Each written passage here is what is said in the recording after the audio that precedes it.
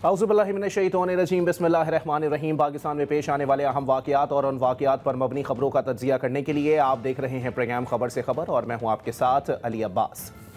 नाज़रीन, 27वीं आईनी तरमीम सेनेट में आज पेश तो कर दी गई है। वाज़ेह तौर पर मामलात भी उसी जानिब जाते हुए दिखाई दे रहे हैं, लेकिन अभी तक वाज़ेह तौर पर इस तमाम सूरत हाल के ऊपर जो है वो एक जानिब अपोजिशन जमातें मौजूद हैं, एक जानिब हुकूमत की इत्तेहादी जमात मौजूद है, लेकिन सूरत हाल जो है वो किसी करवट बैठती हुई दिखाई नहीं दे रही। इस पे वाज़ेह तौर पर हुकूमत भी कह चुकी है कि जब तक बहस नहीं होगी ये मामला कमेटी के सुपुर्द किया जाएगा, फिर बहस होगी, अपोजिशन का मौक़िफ़ भी सुना जाएगा, बल्कि बहस का आगाज़ भी जो है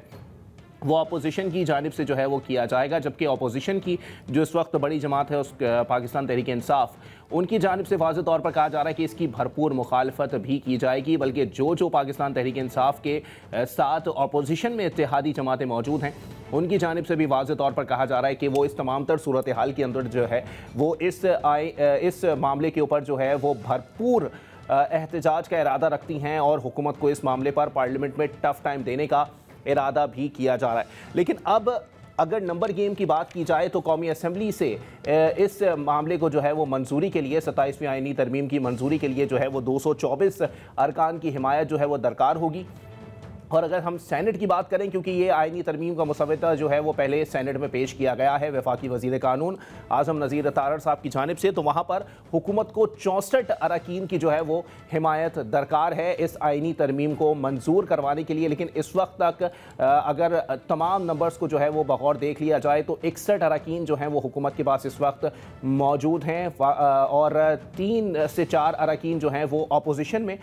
मौजूद हैं, जिनमें से एक आज़ाद हैसियत में सेनेटर मुंतखब हुई हैं खातून, और इसके अलावा 3 जो हैं वो अवामी नेशनल पार्टी के सेनेटर्स हैं जो कि हुकूमत को 26वीं आईनी तरमीम में भी वोट दे चुके हैं और अब उनसे यही एक्सपेक्ट किया जा रहा है कि वो 27वीं आईनी तरमीम में हुकूमत को सपोर्ट करेंगे। लेकिन यहाँ पर आया इबहम अभी भी बरकरार है, क्योंकि यही तासुर जा रहा है कि कुछ मामलात के ऊपर पाकिस्तान पीपल्स पार्टी और मुस्लिम लीग नून के दरमियान जो है वो पस पर्दा डेडलॉक बरकरार है। जबकि गुज़िश्ता रोज़ जो है वो chairman peoples party Bilawal Bhutto Zardari साहब जो है वो इस आईनी तरमीम की हिमायत की बात कर चुके हैं प्रेस कॉन्फ्रेंस के अंदर, जो कि उनके CEC के इजलास के अंदर वाज़ेह तौर पर फैसला हुआ था। इसी पर बात करेंगे। हमारे साथ सबसे पहले मौजूद है रियासत अली आज़ाद साहब, बहुत शुक्रिया।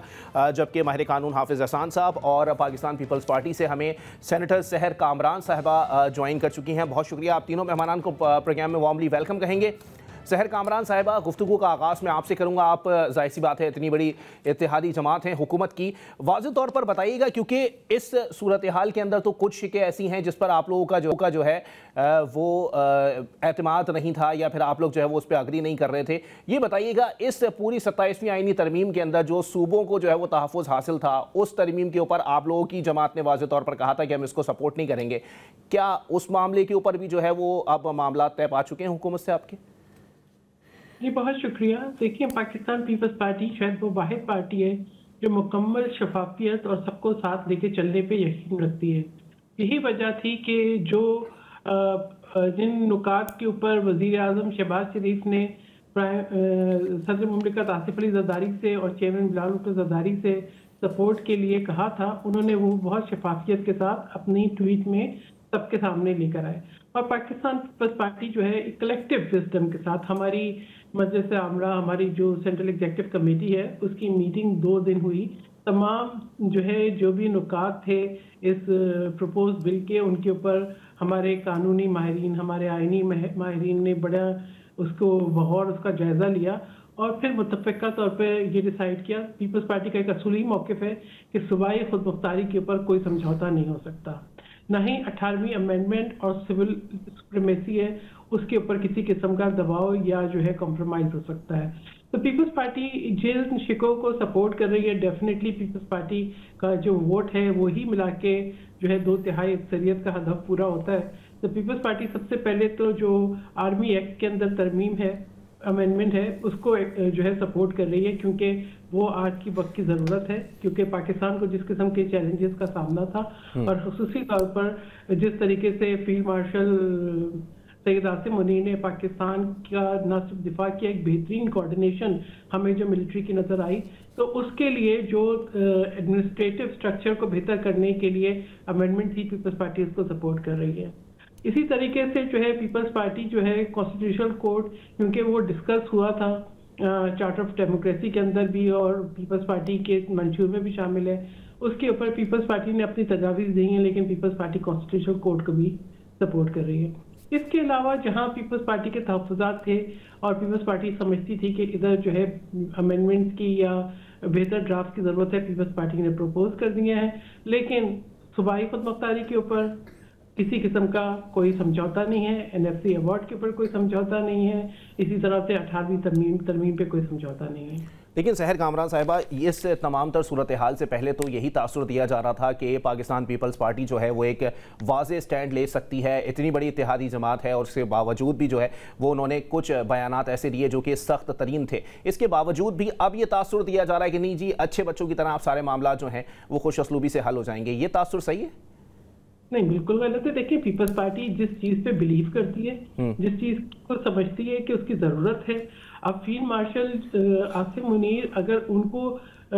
ری ڈیزگنیٹ کرنا ہے تو میں سمجھتی ہوں یہ تو ایک جو ہے انتظامی طور پر اور آرمی ایکٹ کے اندر یہ امینڈمنٹ جو ہے وہ بہتری لے کر آئے گی پاکستان کو جس قسم کی دفاعی چیلنجز کا سامنا ہے، اندرونی اور بیرونی، اور یہ کوئی انہونی بات نہیں ہے، یہ بہت سے ممالک میں اسی طریقے سے ہوتا ہے۔ اسی طریقے سے کانسٹیٹیوشنل کورٹ، جس کے لیے آپ یہ دیکھیں کہ 26ویں امینڈمنٹ کے وقت میں بلال بھٹو زرداری جو چیئرمین پاکستان پیپلز پارٹی ہیں، انہوں نے نہ صرف ایک براڈر جو ہے کنسنسس بلڈ کرنے کی کوشش کی، سب سے ملے، مشاورت کی، اور اس کے بعد پھر JUI نے بھی اس کو سپورٹ کر رہی تھی، لیکن پھر جو ہے PTI کی جو ہے تجاویز کے اوپر کانسٹیٹیوشنل کورٹ کے بجائے کانسٹیٹیوشنل بینچز بنے۔ لیکن دیکھیں جس قسم کے حالات ہیں کہ آپ ہمارے جو ہے مقدمات جو ہیں وہ ایک عرصے تک لٹکے رہتے ہیں، ایک آئینی عدالت الگ ہو جو کہ آئینی معاملات کو دیکھے، اور جو ہماری سپریم کورٹ ہے یا ہمارے دیگر کورٹس ہیں وہ ان معاملات کو دیکھیں جن کا تعلق جو ہے وہ دیوانی مقدمات ہیں یا روز مذاق کے عوام کے مسائل ہیں ان سے ہے، تو مجھے لگتا ہے کہ انصاف کی فراہمی جو ہے وہ زیادہ بہتر ہوگی۔ اور پیپلز پارٹی نے تمام جو ہے معاملات کے اوپر غور کر کے پھر جو ہے یہ تجاویز دی، اور ابھی بھی آپ یہ دیکھیں کہ سینٹ میں یہ بل پیش ہوا ہے اور اب یہ اسٹینڈنگ کمیٹی اس کا جائزہ لیں گی، تو اس میں جو ہے جو ہمارے جو ممبرز ہیں وہ اس سے بھرپور اپنا کردار ادا کریں گے۔ فاروق نائک صاحب جو ہیں وہ لیڈ کر رہے ہیں سینٹ کی اسٹینڈنگ کمیٹی کو، تو میں سمجھتی ہوں کہ مشاورتی عمل میں مزید بہتری آ جائے گی، اگر شکوں کے اندر قسم کا ابہام ہے تو وہ دور ہو جائے گا۔ چلے ٹھیک ہے، حافظ احسان صاحب واضح طور پر بتائیے گا سر، کیونکہ ابھی بھی قانونی سکم جو ہیں اس کے اندر وہ واضح نہیں کیے گئے ہیں، اور کہیں نہ کہیں کچھ یہ تاثر بھی دیا جا رہا ہے، اب یہ تاثر ہے یا پروپیگنڈا، یہ فیصلہ ابھی تک نہیں ہو سکا کہ اب پاکستان کے اندر ایک کنٹرولڈ جوڈیشری جو ہے وہ کام کرے گی۔ بسم اللہ الرحمن الرحیم، وہ تو پرسپشن جو ہے وہ تو ہم ہر وقت اس چیز پہ بات کرتے ہیں اور اپنی ایک نیریٹو کو لے کے چلتے ہیں۔ بنیادی چیز یہ ہے کہ کیا پاکستان کا جو ایگزسٹنگ کانسٹیٹیوشنل فریم ورک ہے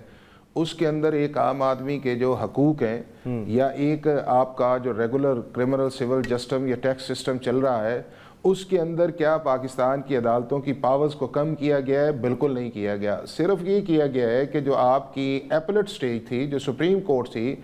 اس کے اندر آپ نے ورکنگ کو 2 جگہ کر دیا ہے، اور یہ آپ کی ایک لانگ سٹینڈنگ ڈیمانڈ تھی، 12 14 15 سال سے جو یہ چل رہا تھا کہ جس طرح یہ عدالتیں جو ہیں اس کے اندر اوور برڈن ہوئی ہیں پولیٹیکل کوسچنز کی وجہ سے یا انفورسمنٹ آف فنڈامنٹل رائٹس کی وجہ سے یا جوڈیشل ایکٹیویزم کی وجہ سے یا آپ کے جو کانسٹیٹیوشنل ایشوز ہیں جو بار بار جاتے ہیں، اس سے پاکستان کا جو عدالتی نظام ہے وہ چوک ہوا ہے to the extent of supreme court. اس کو بہتر ہونا چاہیے اور اس کے لیے کانسٹیٹیوشنل کورٹ بننی چاہیے۔ اب یہ ساری پولیٹیکل پارٹیز کا اتفاق ہے بشمول PTI یا جنہوں نے COD کو سائن کیا کہ ایک سپریشن جو ہے وہ کرمنل سسٹم جسٹس یا آپ کا ریگولر جسٹس سسٹم ہے ایپلیٹ سٹیج پہ آنی چاہیے۔ صحیح،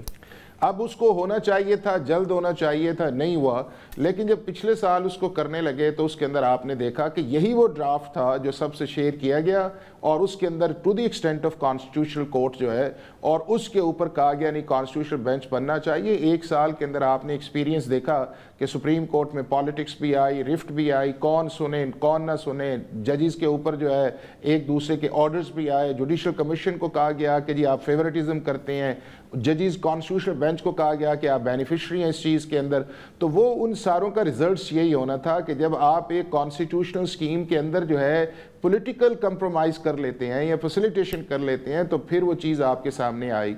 اب یہ ہے کہ واپس آپ نے اسی کانسٹیٹیوشنل کورٹ کے اندر چلے گئے۔ سمپل سی بات یہ ہے کہ کوئی بھی ہائی کورٹ کے اندر معاملہ آرٹیکل 199 کے نیچے پٹیشن فائل ہوتی ہے، ریٹ جو ہے، وہ معاملہ سیدھا پاکستان کی سپریم کورٹ جو کانسٹیٹیوشنل کورٹ ہے اس میں جائے گا، اور باقی جتنے معاملات ہیں، چاہے آپ کے ہیں مرڈر کیسز ہیں، کرمنل کیسز ہیں، سیول کیسز ہیں، ٹیکس کیسز ہیں، جو ریگولر جورسڈکشن کے اندر ہائی کورٹس میں گئے ہیں، وہاں کے اوپر آرٹیکل 185 کے اندر جو ہے وہ ساری کی ساری جورسڈکشن جو ہے وہ انٹیکٹ ہے۔ ایک چیز یہ ہے کہ جب آپ کو ایپلیٹس کی طرف لے گئے ہیں تو آپ کی سو موٹو کی پاس جو ہے وہ بالکل کسی بھی ایپلیٹ کورٹ کرمنل میٹرز کے اندر یا سیول میں نہیں ایکسرسائز ہو سکتی۔ پہلے پارلیمنٹ نے اس کو ریگولیٹ کیا، پھر کہہ دیا کہ جی آپ اس کے متعلق کو درخواست دیں۔ اب درخواست کا جب آپ کے پاس وہ کانسٹیٹیوشن انفورسمنٹ نہیں ہے تو پھر آپ کا ریگولر ہے، اور باقی جو ہے کانسٹیٹیوشنل کورٹ کے اندر آپ نے پھر بھی ان چیزوں کا انٹیکٹ رکھا ہوا ہے۔ لیکن علی ایک جو امپورٹنٹ چیز میں سمجھتا ہوں وہ یہ ہے کہ آپ کو ابھی بھی میں آپ اس وقت بھی جب 26ویں ترمیم آئی تھی تو میں نے کہا جس میکانزم کے اندر جا رہے ہیں آپ کو 27ویں میں جانا پڑے گا،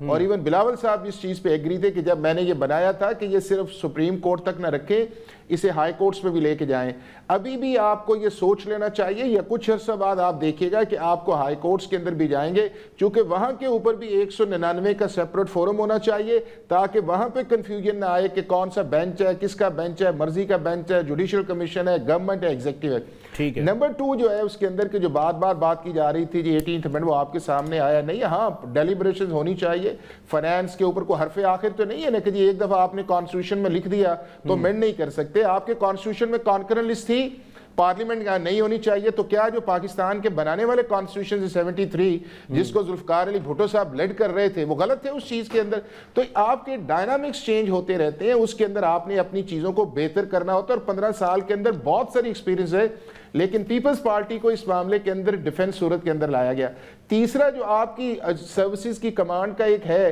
انڈیا نے بھی اپنا سی ڈی ایس بنایا ہوا ہے، برطانیہ میں بھی ہے، امریکہ میں بھی ہے، ایک آپریشنل سائٹ پہ آپ کو سینرجی آف سروسز چاہیے، اور اس کے اندر میرا خیال ہے کہ ساری پولیٹیکل پارٹیز کا اتفاق ہے کہ جب آپ وار پہ جاتے ہیں تو آپ کی انڈیویجول جو آرمی ہے اس کی بجائے اگر کلیکٹیو ہو کے جاتے ہیں تو آپ کا آپریشن، انٹیلیجنس، ایگزیکیوشن، پروکیورمنٹ جو ہے وہ ایک ہی جگہ ایسی ہوتی ہے کہ جس کو آپ کوارڈینیٹ کرتے ہیں، چونکہ اب جنگ صرف آرمی کا نام نہیں ہے، حافظ صاحب